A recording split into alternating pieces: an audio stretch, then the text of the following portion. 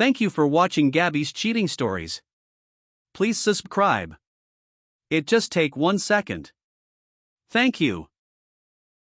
I never thought I'd be telling this story. But here we are. You know when people say there's always two sides to every story? Well, this is mine. Hi, I'm Laurie and I'm 26. That day city buzzed with its usual rhythm, a symphony of hurried footsteps and distant car horns. I, Vicky, had just finished another grueling day at work, advising clients on how to present themselves to the world. It was ironic, really, how I could mold others' images while my own life felt like a carefully constructed facade. My conservative family had always expected me to follow a certain path, marry a respectable man, have children, and live a life that mirrored their ideals. But deep down, I knew I was different. I just didn't know how to confront it. That evening, I decided to break my routine and visit a small, dimly lit bar tucked away in a quieter part of the city.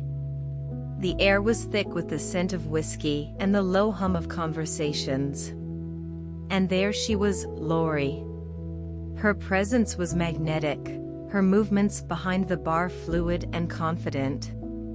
She had this effortless charm, her dark hair falling in loose waves, her eyes catching the light like amber. When our gazes met, something inside me shifted.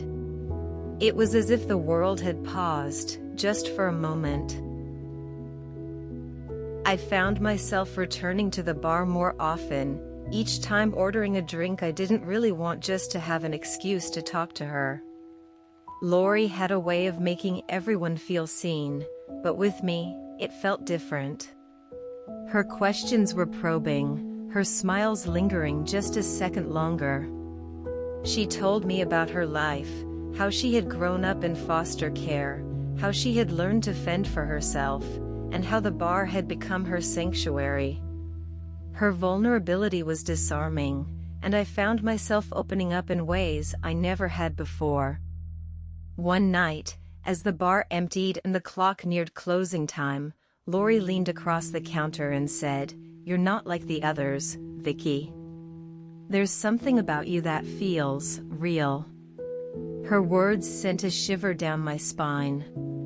I wanted to tell her everything, about the expectations weighing me down, about the part of myself I had buried for so long. But the words caught in my throat. Our conversations grew deeper, more intimate. Laurie had a way of peeling back the layers I had spent years building. One evening, as we sat in a corner booth, she asked me point blank, "What are you running from, Vicky?" Her voice was soft but insistent. I hesitated, my heart pounding. And then, for the first time, I admitted it, to her and to myself. I think I'm attracted to women." The words hung in the air, heavy and raw. Laurie didn't flinch. Instead, she reached across the table and took my hand. "There's nothing wrong with who you are," she said. Her touch was warm, grounding. In that moment, I felt a glimmer of hope. The days that followed were a blur of emotions. I was terrified of what my family would think, of how my life might change. But Laurie was patient, always there with a reassuring smile or a gentle word. One rainy evening, as we walked through the empty streets, she stopped under the glow of a street lamp and turned to me. "You deserve to be happy, Vicky," she said. Her eyes searched mine, and before I could overthink it, I leaned in and kissed her. It was soft, tentative, but it felt like coming home. For the first time, I allowed myself to feel what I had been denying for so long. The rain fell softly around us, the sound of droplets hitting the pavement creating a soothing rhythm. Laurie's lips were warm against mine, and her hand gently cupped my cheek, grounding me in the moment. When we finally pulled away, she smiled, her eyes sparkling with a mix of joy and relief. "I've wanted to do that for so long," she admitted, her voice barely above a whisper. I felt my cheeks flush, but I couldn't help but smile back. We stood there for a moment, the world around us fading into the background. The weight of my fears and doubts seemed to lift, if only for a little while. Laurie's presence was like a beacon, guiding me through the storm of my own insecurities. As we continued our walk, hand in hand, I felt a sense of peace I hadn't known was possible. That night, as I lay in bed, I replayed the kiss over and over in my mind. The way Laurie had looked at me, the way her touch had made me feel, it was all so new, so exhilarating. But with that excitement came a wave of anxiety. What did this mean for me? For us? I knew that this was just the beginning, that there would be challenges ahead, but for the first time, I felt ready to face them. With Laurie by my side, I felt like I could take on the world. The next morning, I woke up with a sense of clarity. I knew that my journey was far from over, but I also knew that I had found someone worth fighting for. Laurie had shown me a glimpse of what true happiness could feel like, and I was determined to hold on to it, no matter what. Our relationship blossomed, but it wasn't without its challenges. My family began to notice my absences, my distracted demeanor. When I finally mustered the courage to tell them about Laurie, their reaction was as I had feared: disapproval, disbelief, even anger. I felt torn between the life I had always known and the love that had set me free. Laurie, ever the pillar of strength, reminded me that I didn't have to choose between them. "You can love your family and still be true to yourself," she said. Her words gave me the courage to stand my ground. The days following my confession to my family were tense. My mother's silence was deafening, and my father's disappointment was palpable. They couldn't understand how I could throw away the life they had envisioned for me. My younger sister, Emily, was the only one who seemed to approach the situation with an open mind. She pulled me aside one evening and asked, "Are you happy, Vicky?" Her question caught me off guard, but I didn't hesitate. "Yes," I said. "For the first time in my life, I feel like I'm living for myself, not for anyone else." Emily nodded, her expression thoughtful. "Then that's all that matters," she said softly. Her support meant more to me than she could ever know. Meanwhile, Laurie and I continued to build our life together. She introduced me to her friends, a vibrant and welcoming group of people who accepted me without hesitation. They shared stories of their own journeys, their struggles and triumphs, and I began to see that I wasn't alone. There was a whole community of people who had faced similar challenges and come out stronger on the other side. It was a revelation, and it gave me hope. But the strain with my family weighed heavily on me. There were nights when I would lie awake, wondering if I had made the right choice.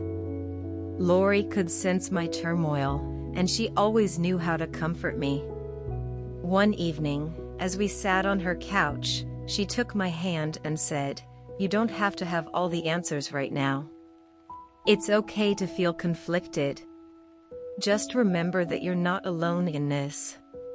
Her words were a balm to my soul, and I clung to them like a lifeline. As the weeks turned into months, I began to find a balance. I learned to set boundaries with my family, to give them the space they needed to process while also protecting my own peace. It wasn't easy, but with Laurie's unwavering support, I found the strength to keep going. And slowly, ever so slowly, I began to see glimmers of acceptance from my family. My mother started asking about my day again, and my father, though still reserved, no longer avoided the subject of Laurie. It was progress, small but significant. Through it all, Laurie remained my constant. She was my safe harbor in the storm, my reminder that love, in its truest form, is worth fighting for. Together, we navigated the challenges, the doubts, and the fears, and in doing so, we grew stronger. Our love was not without its trials, but it was real, and it was ours. And for the first time in my life, I felt like I was exactly where I was meant to be. Laurie's apartment became our sanctuary, a place where we could be ourselves without judgment. It was small and cozy, filled with mismatched furniture and the scent of her favorite candles. We spent hours talking, laughing, and simply being together. One evening, as we lay on her couch, her head resting on my chest, she whispered, "I never thought I'd find someone who makes me feel this safe." Her words mirrored my own feelings. With her, I felt seen, accepted, and loved in a way I never had before. Our physical connection grew naturally, a reflection of the emotional bond we had built. The first time we made love, it was slow and tender, each touch a silent promise. Laurie's hands were gentle, her kisses filled with reverence. She made me feel beautiful, desired, and unashamed. As we lay tangled in each other's arms afterward, I realized that this was what intimacy truly meant, not just the physical act, but the vulnerability, the trust, the love. That night, the world outside seemed to fade away, leaving only the two of us in our little cocoon of warmth. The soft glow of the bedside lamp cast shadows on the walls, and the sound of our breathing mingled with the quiet hum of the city beyond the window. Laurie traced lazy patterns on my arm, her touch sending shivers down my spine. "You're incredible," she whispered, her voice filled with awe. I turned to look at her, my heart swelling with emotion. "You make me feel that way," I replied, my voice barely above a whisper. In the days that followed, our intimacy deepened. It wasn't just about the physical closeness, it was about the way Laurie looked at me, the way she listened to me, the way she made me feel seen and valued. She had a way of knowing exactly what I needed, whether it was a comforting embrace after a difficult day or a playful tease to lighten the mood. And in turn, I learned to read her, to understand the subtle cues that revealed her thoughts and feelings. One evening, as we lay together in the quiet of her apartment, Laurie opened up about her past in a way she never had before. She spoke of the loneliness she had felt growing up, the longing for a sense of belonging. Her vulnerability touched me deeply, and I held her close, wishing I could take away the pain she had endured. "You're my home now," she said, her voice trembling with emotion. "With you, I feel like I finally belong." Her words echoed my own feelings, and I knew that we had found something rare and precious in each other. Our intimacy became a source of strength, a reminder of the trust and love we had built. It was in those quiet moments, when the world outside seemed far away, that I felt most at peace. With Laurie, I had found not only a lover but a partner, someone who saw me for who I truly was and loved me all the more for it. And as we lay together, wrapped in each other's arms, I knew that this was just the beginning of our journey, a journey filled with love, trust, and the promise of a future together. As our relationship deepened, we began to navigate the world as a couple. It wasn't always easy, there were stares, whispers, and moments of discomfort. But with Laurie by my side, I felt stronger. She taught me to hold my head high, to embrace who I was without apology. Together, we found a community of people who accepted us, who celebrated our love. It was a reminder that we weren't alone. One particular evening stands out in my memory. We had decided to go out to dinner at a small, cozy restaurant that had become one of our favorite spots. As we walked in hand, I noticed a few glances in our direction. At first, I felt a familiar pang of anxiety, the urge to let go of Laurie's hand and create some distance between us. But then I felt her fingers tighten around mine, a silent reassurance. She leaned in close, her breath warm against my ear. "Don't let them take this from us," she whispered. Her words were like a lifeline, pulling me back to the present moment, to the love we shared. As we sat at our table, the soft glow of the candlelight casting a warm hue over Laurie's features, I felt a surge of emotion.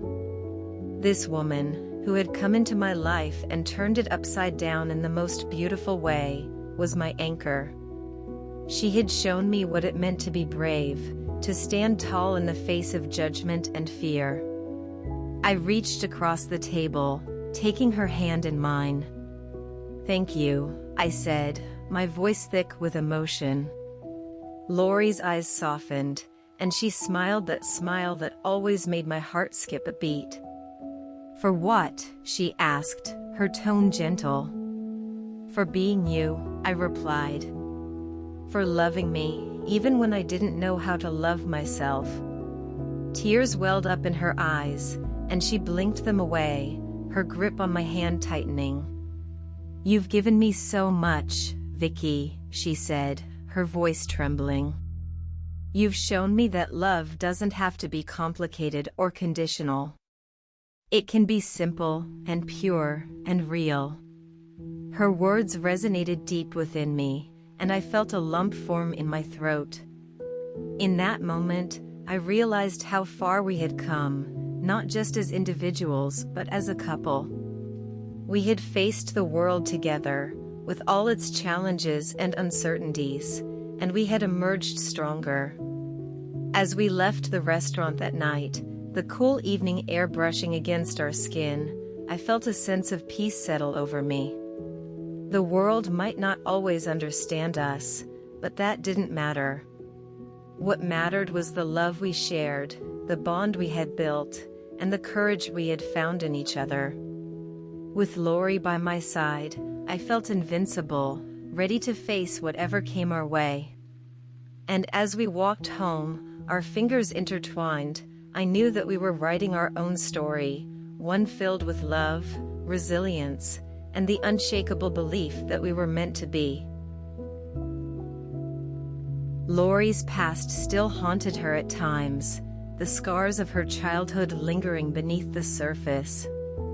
But with love and patience, we worked through it together. I learned to be her rock, just as she had been mine. And in turn, she helped me confront my own fears and insecurities. Our love became a source of healing, a testament to the power of acceptance and understanding. There were nights when Laurie would wake up in a cold sweat, her breath coming in short, panicked gasps. On those nights, I would hold her close, whispering soothing words until her trembling subsided. "You're safe," I would murmur, my lips brushing against her forehead. "I'm here, and I'm not going anywhere." Slowly, she would relax, her body melting into mine as she drifted back to sleep. Those moments were intimate in a way that went beyond the physical. They were about trust, about being there for each other in the darkest of times. One evening, as we sat on the floor of her apartment surrounded by old photo albums, Laurie opened up about her childhood in a way she never had before. She showed me pictures of herself as a little girl, her eyes filled with a mixture of sadness and nostalgia. "I used to dream about having a family like yours," she admitted, her voice barely above a whisper. but now I realize that family isn't about who you're born to, it's about who you choose. Her words struck a chord deep within me, and I pulled her into a tight embrace. "You're my family," I said, my voice choked with emotion. "And I'm yours." As we continued to heal and grow together, I began to see the beauty in our imperfections. Our love wasn't perfect, but it was real, and it was ours. We had faced our demons, both individually and as a couple, and we had come out stronger on the other side. With each passing day, I felt more grounded, more secure in who I was and in the life we were building together. As I look back on our journey, I am filled with gratitude. Laurie has shown me that love is not about fitting into someone else's mold, but about finding someone who sees you for who you truly are. With her, I have found the courage to live authentically, to embrace every part of myself. Our love is not perfect, but it is real, and it is ours. And for the first time in my life, I feel truly, deeply happy. One crisp autumn morning, as the golden sunlight streamed through the windows of our apartment, I woke up to find Laurie watching me, her eyes filled with a quiet intensity. "What?" I asked, my voice still thick with sleep. She smiled, her fingers tracing gentle patterns on my arm. "I was just thinking about how far we've come," she said softly. "And how lucky I am to have you." Her words filled me with warmth, and I reached out to brush a strand of hair from her face.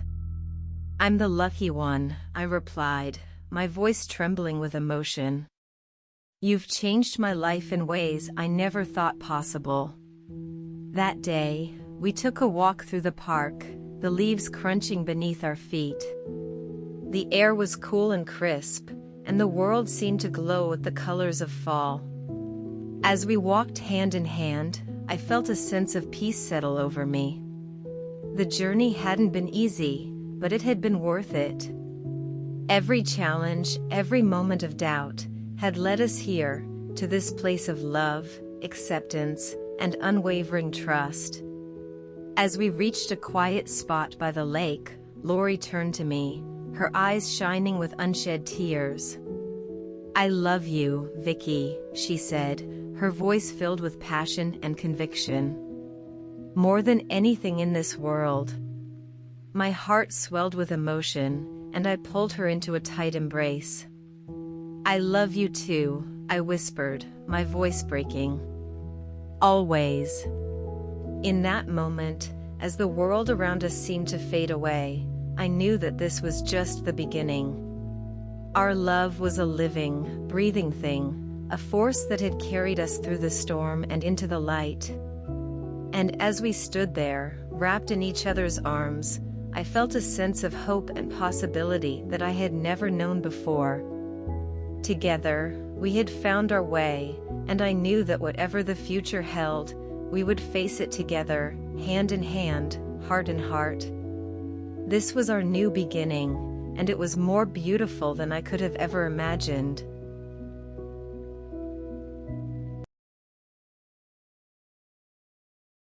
If you like this story and felt connected, please subscribe. Thanks for watching Gaby's cheating stories. See you on the next one.